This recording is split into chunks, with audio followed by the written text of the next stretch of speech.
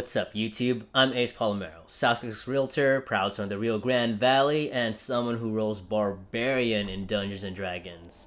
And shout out to my boy Nard for this awesome shirt. Oh, by the way, Maynard's Angels is going to be doing Tough Mudder 2024 in Austin, Texas. If you would like to join us, let me know. I guess hit me up in the comments or my contact information's in the description too. Anyway, today's video is mainly about the FOMC meeting this past Tuesday and Wednesday. FOMC is the Federal Open Market Committee. And let's get this rolling. I'm just going to play the first part of the video. My colleagues and I remain squarely focused on our dual mandate to promote maximum employment and stable prices for the American people. As we approach the end of the year, it's natural to look back on the progress that has been made toward our dual mandate objectives. Inflation has eased from its highs, and this has come without a significant increase in unemployment. That's very good news. But inflation is still too high, ongoing progress in bringing it down is not assured, and the path forward is uncertain. As we look ahead to next year, I want to assure the American people that we're fully committed to returning inflation to our 2% goal. Restoring price stability is essential to achieve a sustained period of strong labor market conditions that benefit all. Since early last year, the FOMC has significantly tightened the stance of monetary policy. We've raised our policy interest rate by 5.25 percentage points and have continued to reduce our securities holdings at a brisk pace. Our actions have moved our policy rate well into restrictive territory, meaning that tight policy is putting downward pressure on economic activity and inflation, and the full effects of our tightening likely have not yet been felt. Today, we decided to leave our policy interest rate unchanged and to continue to reduce our securities holdings. Given how far we have come, along with the uncertainties and risks that we face, the committee is proceeding carefully. We will make decisions about the extent of any additional policy firming and how long policy will remain restrictive based on the totality of the incoming data, the evolving outlook, and the balance of risks. I will have more to say about monetary policy after briefly reviewing economic developments. Recent indicators suggest that growth of economic activity has slowed substantially from the outsized pace seen in the third quarter. Even so, GDP is on track to expand around 2.5% for the year as a whole, bolstered by strong consumer demand as well as improving supply conditions. After picking somewhat over the summer, activity in the housing sector has flattened out and remains well below the levels of a year ago, largely reflecting higher mortgage rates. Higher interest rates also appear to be weighing on business fixed investment. In our summary of economic projections, committee participants revised up their assessments of GDP growth this year, but expect growth to cool, with the median projection falling to 1.4% next year. The labor market remains tight, but supply and demand conditions continue to come into better balance. Over the past 3 months, payroll job gains averaged 204,000 jobs per month, a strong pace that is nevertheless below that seen earlier in the year. The unemployment rate remains low at 3.7%. Strong job creation has been accompanied by an increase in the supply of workers. The labor force participation rate has moved up since last year, particularly for individuals aged 25 to 54 years, and immigration has returned to pre-pandemic levels. Nominal wage growth appears to be easing, and job vacancies have declined. Although the jobs-to-workers gap has narrowed, labor demand still exceeds the supply of available workers. FOMC participants expect the rebalancing in the labor market to continue, easing upward pressures on inflation. The median unemployment rate projection in the SEP rises somewhat from 3.8% at the end of this year to 4.1% at the end of next year. Inflation has eased over the past year, but remains above our longer-run goal of 2%. Based on the Consumer Price Index and other data, we estimate that total PCE prices rose 2.6% over the 12 months ending in November, and that, excluding the volatile food and energy categories, core PCE prices rose 3.1%. The lower inflation readings over the past several months are welcome, but we will need to see further evidence to build confidence that inflation is moving down sustainably toward our goal. Longer-term inflation expectations appear to remain well anchored, as reflected in a broad range of surveys of households, businesses, and forecasters, as well as measures from financial markets. As is evident from the SEP, we anticipate that the process of getting inflation all the way to 2% will take some time. The median projection in the SEP is 2.8% this year, falls to 2.4% next year, and reaches 2% in 2026.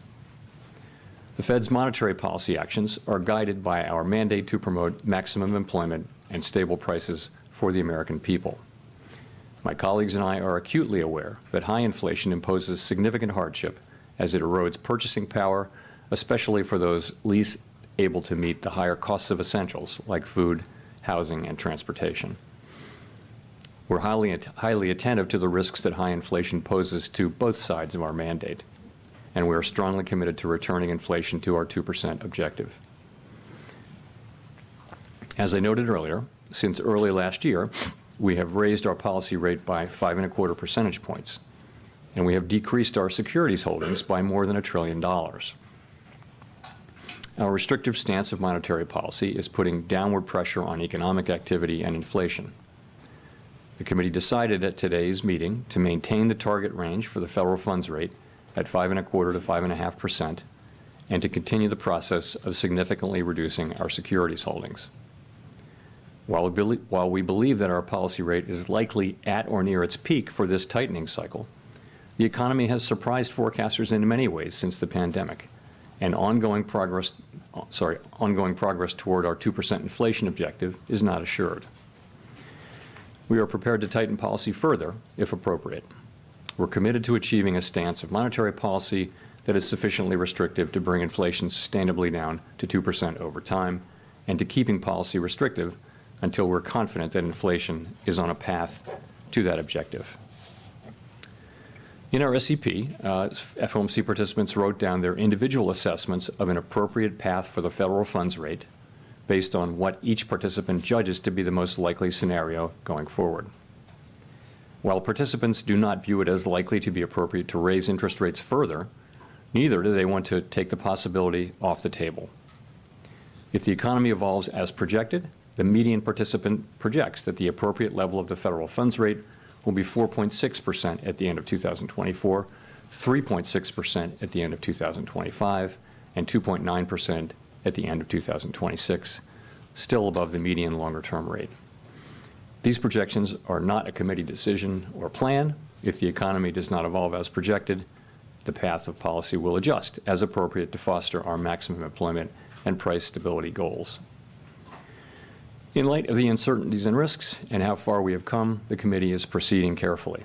We will continue to make our decisions meeting by meeting based on the totality of the incoming data and their implications for the outlook for economic activity and inflation, as well as the balance of risks. In determining the extent of any additional policy firming that may be appropriate to return inflation to 2% over time, the committee will take into account the cumulative tightening of monetary policy, the lags with which monetary policy affects economic activity and inflation, and economic and financial developments. We remain committed to bringing inflation back down to our 2% goal and to keeping longer-term inflation expectations well anchored. Restoring price stability is essential to set the stage for achieving maximum employment and stable prices over the longer run. To conclude, we understand that our actions affect communities, families, and businesses across the country. Everything we do is in service to our public mission. We at the Fed will do everything we can to achieve our maximum employment and price stability goals. Thank you. I look forward to your questions. So what I took from that was that the unemployment numbers are still too low, and the inflation numbers are still too high for the Fed to start cutting rates soon. Like, he basically said that depending on what goes on in the economy, they could potentially cut rates like maybe 3 times next year, but for now they're going to hold rates, the federal fund rates, right where they're at. So that video is also like 40 minutes long. I'm not gonna like play all of it. I'll link though in the description the I guess the link for the video as well as the entire transcript of that video. Most of the rest of the video is basically the reporters asking Jerome Powell questions and him answering. They like needle him a lot. They're asking him like, do you think you'll cut rates next year for sure? What would it take for the Fed to cut rates? Do you think a recession will happen next year? What does unemployment need to be before you finally cut rates? Things like that. He does a pretty good job of giving the politically correct response to these questions. But yeah, I'll link it all below. But yeah, basically at this point in time, according to the Fed, inflation is still too high, and unemployment is still too low for them to cut rates, even though they can't come out and say it as bluntly as that. Now, a lot of home buyers are like absolutely obsessed and overfixated on rates because rates influence what the monthly payment's going to be. But let me show you this real quick. Make sure the screen's recording. So the federal funds rate. This is from Federal Reserve Economic Data. And the federal funds rate is not what mortgage rates are, but it does influence mortgage rates. So from 2008 all the way to like 2015, the Fed funds rate was basically zero. And actually, I think, and a lot of other professionals in the industry agree with me, that the rates being so low for so long actually is one of the biggest contributors to the current inflation and the overvaluation of the housing market. Now, this is the median sale price of houses sold in the U.S. And I've shown this many times in this channel.